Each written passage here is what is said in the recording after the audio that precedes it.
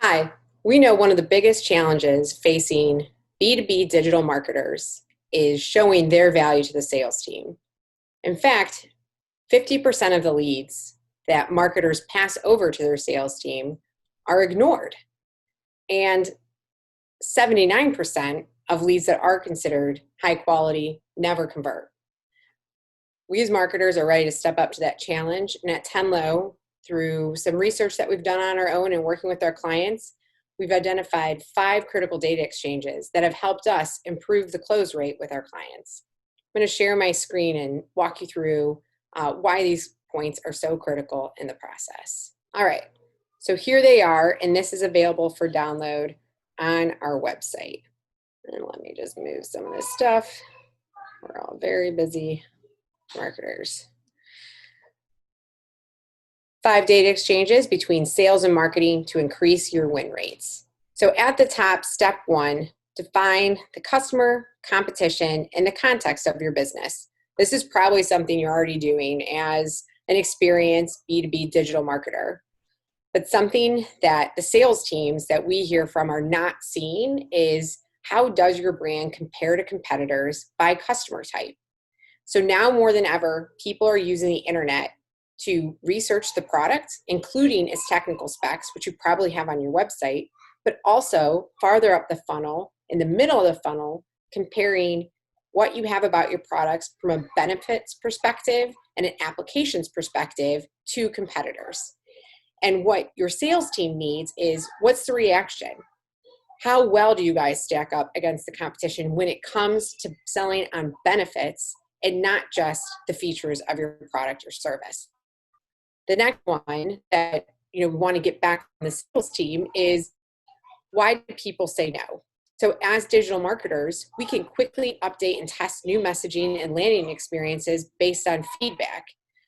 Sales team is actively calling, scheduling appointments, and using this information, how you compare with competitors in their pitches, then you're going to be getting critical information back that you can add to your ads and landing experiences that speak directly to those blockers and objections during that research phase. In step 3, we're back to the marketing side, continue to optimize targeting. So you're getting this feedback direct from sales, and now this is improving the quality of your lead. And one thing that we've heard from sales teams that they would love to know is, what message is winning? What content are people most engaging with? And what is the path of these high quality leads that they're getting? So if you have white papers, if you have case studies, we know you're probably already sharing this with sales, but add some context to it. What was the click-through rate? How did they get to it? Are you creating things that help the decision influencers get to the decision buyer or the person who actually signs the check? And what's the engagement rate on that?